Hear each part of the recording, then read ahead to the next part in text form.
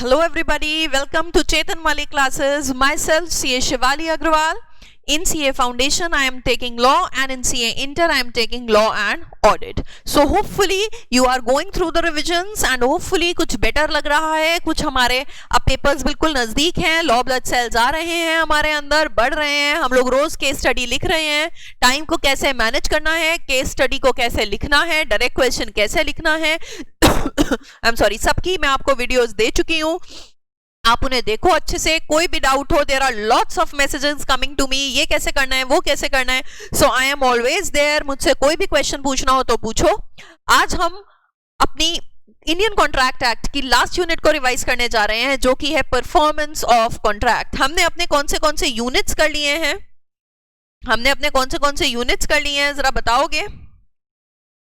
ये हमने देख रहे हो तुम, this is 1 page crisp summary जो मेरे साथ पढ़ गया है. यूनिट 1, यूनिट 2, यूनिट 3, 5, 6, 7, 8 एंड आज 9 की बन जाएगी. 1 पेज में अगर कोई अच्छे से पढ़ा है तो हम पूरा कॉन्ट्रैक्ट एक्ट कर चुके हैं. Indian contract act, nature of contract, essentials, types of contract. Unit 2 offer में 5 बातें, एक्सेप्टेंस में 3 बातें, कंसिडरेशन में essentials, meaning, no consideration no contract, doctrine of privity. Unit 4 में minor, unsound mind disqualified by law. 5 में coercion, undue influence, fraud, misrepresentation, mistake. Unit 6 में unlawful कौन से होते हैं, restraints क्या होता है, wagering कौन से होते हैं, कौन से नहीं होते. यूनिट 7 कंटिजेंट में हमारे पास आया meaning, essentials, rules for enforcement, meaning, features, circumstances कोजाए में. यूनिट 8 ब्रीच में types of breach, types of damages, liquidated damages, penalty और remedy for breach. I hope ये 1 जो पेज है ये सबने अपना बनाया हुआ होगा. नहीं बनाया तो सारी रिवीजन वीडियोस देखो और बनाओ. एंड डे पे सिर्फ 1.5 डे होता है. रिवीजन कैसे करनी है उसके लिए भी मैं एक वीडियो बनाऊंगी कि आप 1.5 दिन को कैसे मैक्सिमम यूटिलाइज करो और बिना डरे, ताकत के साथ, हिम्मत के साथ, only that particular day. Law blood cells, blood नहीं, लॉ ब्लड सेल्स होने चाहिए, बस उस दिन हमें पढ़ना है. आज की लास्ट यूनिट को शुरू करते हैं. पहला टॉपिक क्या कहता है हमारा, हु विल परफॉर्म.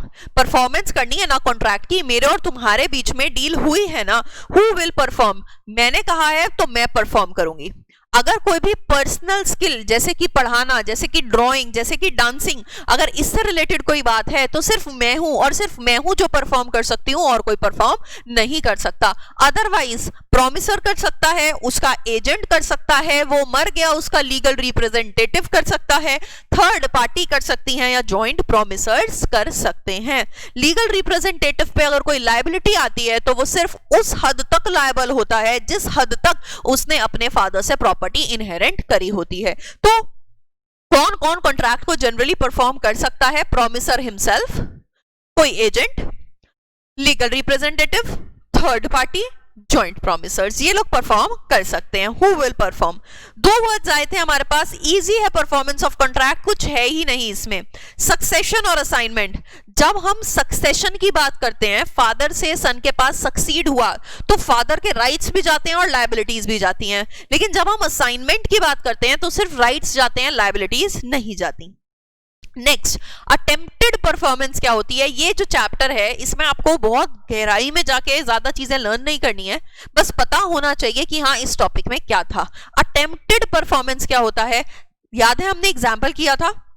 मैं बार बार तुम्हें क्लास देना चाह रही हूं, MWF 9 o'clock, MWF 9 o'clock, but तुम लेने के लिए तैयार ही नहीं हो रहे. तो क्या मान लिया जाएगा कि मैम परफॉर्मेंस को अटेम्प्ट कर रही हैं लेकिन सामने वाला ले नहीं रहा, कॉन्ट्रैक्ट डिस्चार्ज. क्योंकि अटेम्प्ट तो कर रही थी ना परफॉर्मेंस, लेकिन अगर मैं कोई अनरीजनेबल कंडीशंस लगा रही हूँ, रिस्ट्रिक्शंस लगा रही हूँ, जैसे मैं क्लास लूंगी लंदन में रात को 12 बजे, वो अटेम्प्टेड परफॉर्मेंस नहीं होती. अटेम्प्टेड परफॉर्मेंस कब, अनकंडीशनल है, प्रॉपर टाइम प्रॉपर प्लेस की है, जिससे कि पूरी प्रॉमिस परफॉर्म हो सके, और अपॉर्चुनिटी दी जा रही है जब अमेज़न से कोई चीज आती है या कुछ होता है to verify the goods. This is attempted performance. Next क्या है, effect of refusal. Effect of refusal by a party to perform. Effect of refusal by a party to perform. मुझे क्लास देनी थी, मैंने मना कर दिया, मैं क्लास नहीं दे रही. तुम क्या कर सकते हो, या तो कहो कि मैम प्लीज क्लास दे दो, या फिर अपने कंडक्ट से रोज क्लास में आके बैठ सकते हो और शो कर सकते हो कि मैम अभी भी हम आपसे क्लास लेने में इंटरेस्टेड हैं. Effect of refusal of a party to perform. Effect of refusal of a party to perform, जब एक ने मना कर दिया तो दूसरा या तो कैंसिल कर दे या फिर भी दिखाता रहे कि हम उस कॉन्ट्रैक्ट में अभी भी इंटरेस्टेड हैं, मैम पढ़ा दो। This is what effect of refusal by a party to perform. सबसे इंपॉर्टेंट केस स्टडी से रिलेटेड, अभी तक जो था नॉर्मल था, this topic is very important और इससे related case studies I hope सबने एक एक लिख लिया है और मुझे भेज दिया। देखो अब तुम्हारे ऊपर है, मैं सिर्फ ये कह सकती हूं कि परफॉर्मेंस वाले चैप्टर से केस स्टडी उठाओ जॉइंट प्रोमिसेस पे और मुझे लिखकर भेजो, मैं वो चेक कर दूंगी, that will be on my part. But करना, लर्न करना और लिखना इज ऑन योर पार्ट। समझ में आ रही है बात?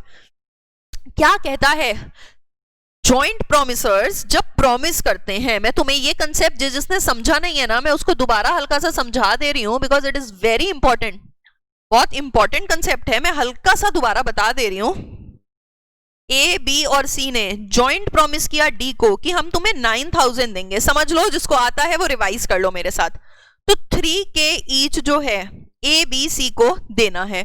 इनका जो लायबिलिटी है, इनकी जो लायबिलिटी है टुवर्ड्स डी वो जॉइंट भी है, यानी 3 भी है और सेवरल भी है। ये सेवरल वर्ड इंपॉर्टेंट है। इसका क्या मतलब है कि डी ए से कह सकता है 9K दे, डी सी से कह सकता है 9K दे, बी से कह सकता है 9K they. Let's say D ने ए को कहा कि 9K दे, क्या ए को देने पड़ेंगे? हाँ, ए को देने पड़ेंगे क्योंकि ए की लायबिलिटी सेवरल है। ए ने जब 9K दे दिए, वो बी और सी से बाद में 3K मांग सकता है क्योंकि जॉइंट भी है, तो 3,000 ही आएगा। बट क्या डी किसी एक से भी मांग सकता है? हाँ। क्या उसे देना पड़ेगा? हाँ। लेकिन क्या वो कंट्रीब्यूशन ले पाएगा बाकियों से? हाँ। क्लियर हुई बात? 100%। दोबारा वही बात लेती हूं, A B C D 3K, बेचारा सी जो था ना वो इनसॉल्वेंट हो गया, कुछ बचा ही नहीं देने के लिए, तो इसका 3K डिवाइड हो जाएगा 1.5K और 1.5K इन दोनों में, और ए और बी को अब 4,500 रुपए देने पड़ जाएंगे। ठीक है। जो केस स्टडी आती है वो हमें हल्का सा घुमाती है और क्या कहती है कि वो इंसॉल्वेंट हो गया, उससे 3,000 नहीं निकल पा रहे, उससे 1,000 निकल पा रहे हैं, तो 1,000 तो वो दे देगा। अब बाकी के 2,000 की लायबिलिटी इन दोनों पे आएगी, 1K और 1K। 3K क्यों नहीं? क्योंकि 1,000 तो उसकी प्रॉपर्टी से निकल गया, माना वो इंसॉल्वेंट हो गया, लेकिन 1,000 निकल गया, बचे कितने? 2,000, तो उसकी लायबिलिटी इनको देनी पड़ेगी, तो ये 4,000 और 4,000 देंगे। इस तरीके की केस स्टडी एक है बुक में, वो लिखकर आज सब मुझे भेजेंगे। ठीक है। दोबारा बात आती है, डी जो है वो सी से कहता है, सी मैं तुमसे शादी कर रहा हूं, तुम्हें देने की जरूरत नहीं है, तुम दोनों 4,500 दो। क्या ये दोनों 4,500 देंगे? हाँ देंगे। लेकिन क्या ये सी से 1,500 मांग लेंगे? हाँ, ये सी से 1,500 रुपए मांग लेंगे। सिर्फ लायबिलिटी से कब मुक्त हुआ जाता है? जब वो इंसॉल्वेंट हो जाता है, तब मुक्त हुआ जाता है, अदरवाइज मुक्त नहीं हो सकते। जॉइंट प्रोमिसर्स की तो बात हमने कर ली। उसके बाद आता है right of joint promises is joint. ये जो जॉइंट प्रोमिसेस हैं, ये प्रोमिसर से एक साथ ही परफॉर्मेंस ले सकते हैं, अलग अलग नहीं। याद है, तुम सब अगर प्रोमिसेस हो तो तुम मुझसे क्लास एक बार ही ले सकते हो, बार बार नहीं ले सकते। क्लियर? ये टॉपिक बहुत ही ज्यादा केस स्टडी के लिए इंपॉर्टेंट है। नेक्स्ट आता है contracts which need not to be performed. Again very important topic from direct question point of view. चार कॉन्ट्रैक्ट्स को परफॉर्म करने की जरूरत नहीं रहती। कौन से? ध्यान से सुनना। Novation, alteration, novation, alteration, rescission, remission, rescission, रेमिशन, novation, alteration, novation, alteration, remission, recession, remission, recession. यानी नोवेशन में क्या होता है? कोई एक कॉन्ट्रैक्ट बना हुआ है, अगर उस कॉन्ट्रैक्ट की पार्टीज भी चेंज हो रही हैं और टर्म्स भी चेंज हो रही हैं, तो जो पुराना कॉन्ट्रैक्ट था उसे परफॉर्म करने की जरूरत नहीं है। ऑल्टरेशन क्या होता है? जब किसी भी कॉन्ट्रैक्ट की पार्टीज चेंज हो जाती हैं, जब किसी भी कॉन्ट्रैक्ट की ऑल्टरेशंस क्या होता है? पार्टीज सेम रहती हैं, जब टर्म्स चेंज हो जाती हैं, तो पुराने कॉन्ट्रैक्ट को परफॉर्म करने की कोई जरूरत नहीं है। अगर दोनों में से किसी एक पार्टी ने या किसी ने भी रिसिशन, कैंसिलेशन, रिवोकेशन, कॉन्ट्रैक्ट को कैंसिल कर दिया, तो हमें क्या करने की जरूरत नहीं है, तो हमें कॉन्ट्रैक्ट को परफॉर्म करने की जरूरत नहीं है। रेमिशन या वेवर का क्या मतलब होता है? तुम्हें मुझे 10,000 रुपए देने थे, मैंने कहा 10,000 मत दो 7,000 दे दो, तो तुम्हें क्या 10,000 वाले कॉन्ट्रैक्ट को निभाना है? नहीं निभाना। This is known as remit कर देना, रेमिशन। क्लियर हो गई बात? तो 4 ऐसे कौन से कॉन्ट्रैक्ट्स हैं जिन्हें परफॉर्म करने की जरूरत नहीं? Novation, alteration, novation, alteration, remission, rescission, remission, rescission. Dance करो, novation, alteration, novation, alteration, rescission, remission, rescission, remission. ठीक है, क्लियर हो गई बात? These are the contracts which need not to be performed. आ जाता है एक धांसू direct question from this chapter, that is discharge of contract. कब कॉन्ट्रैक्ट खत्म हो जाता है? कॉन्ट्रैक्ट को मैम कब खत्म हो जाता है? हमने क्या किया था? जैसे पीएम मोदी रम पी के खत्म, जैसे पीएम मोदी रम पी के खत्म, वैसे ही हमारा कॉन्ट्रैक्ट भी खत्म। लॉबी में पीएम ने बैठ के पी रम, कॉन्ट्रैक्ट हो गया खत्म। याद रखोगे, लॉबी में पीएम ने बैठ के पी रम, कॉन्ट्रैक्ट हो गया खत्म। टाइम खत्म हो गया, कॉन्ट्रैक्ट खत्म। लॉ ने खत्म कर दिया, कॉन्ट्रैक्ट खत्म। किसी एक ने तोड़ दिया, कॉन्ट्रैक्ट खत्म। इम्पॉसिबिलिटी आ गई, कॉन्ट्रैक्ट खत्म। परफॉर्म कर दिया, कॉन्ट्रैक्ट खत्म। म्यूचुअल अग्रीमेंट से कॉन्ट्रैक्ट खत्म। रेमिट कर दिया तो ओरिजिनल कॉन्ट्रैक्ट खत्म।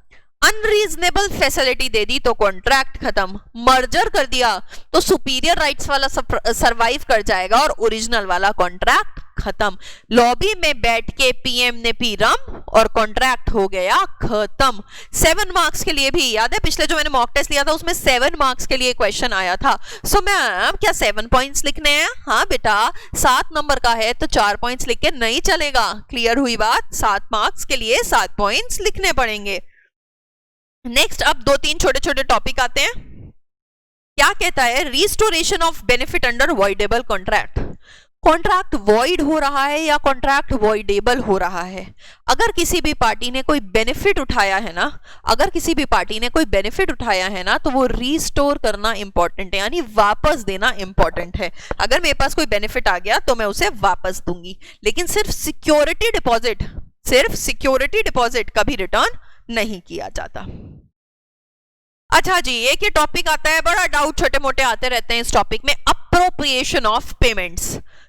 दी गई पेमेंट को कहां लगाएं? तुमने मुझसे 10 तरीके के 10 बार लोन लिए। जब तुम मुझे पे कर रहे हो तो तुम बताओगे ना मैम ये कौन से लोन की रीपेमेंट है, तो मैं उसे वहीं लगाऊंगी। तुमने नहीं बताया कि मैम ये कौन से लोन की रीपेमेंट है, तो मैं उसे अपने हिसाब से लगाऊंगी। इसमें लगाऊंगी, सबसे पुराना जो तुम्हारा लोन था उस पे लगाऊंगी।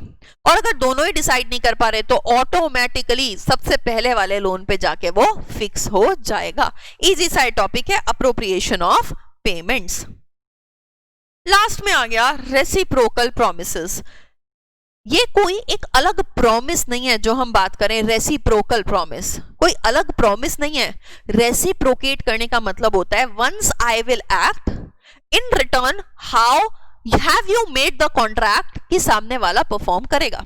कभी ऐसी रेसिप्रोकेशन करते हैं कि मैं भी साथ साथ तू भी साथ साथ, कभी ऐसी रेसिप्रोकेशन करते हैं पहले तू फिर मैं। ये आप सामने वाला कैसा रेसिप्रोकेट कर रहा है?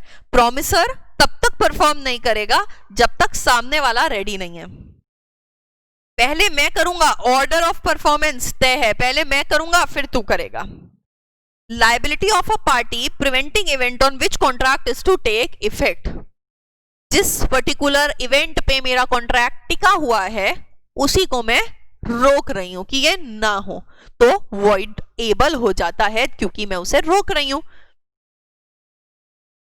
ये एक इंपॉर्टेंट पॉइंट है, ध्यान से सुनना। Effect of default as to that promise which should be first performed in the contract consisting of reciprocal promises। मैंने कहा मैं बिल्डिंग बना देती हूँ, मुझे रॉ मटेरियल ला दो, तो रॉ मटेरियल अगर नहीं आएगा, पहला परफॉर्म किए जाने वाला कॉन्ट्रैक्ट अगर परफॉर्म नहीं हुआ तो क्या हो जाता है? कॉन्ट्रैक्ट खत्म हो जाता है। मतलब उसका ऑर्डर एक तरीके से फिक्स था ना, पहले you will perform then I will perform, तुमने नहीं किया तो मैं क्यों करूंगी। जहां टाइम एसेंशियल होता है, टाइम में काम ना हो, वॉइड हो जाता है। इम्पॉसिबल एक्ट के लिए void, impossible after contract is made void, initial impossibility void ab initio, supervening impossibility void, certain things legal, other things illegal. Void. Alternative promise में one branch legal, another illegal, तो जो legal है वो valid, दूसरी वाली void. ठीक है, अब यहां अगर हम यूनिट 9 लिखें, छोटी छोटी बातें आई. सबसे पहले आया who will perform, इजी सी बातें आई, 5 लोग परफॉर्म कर सकते हैं.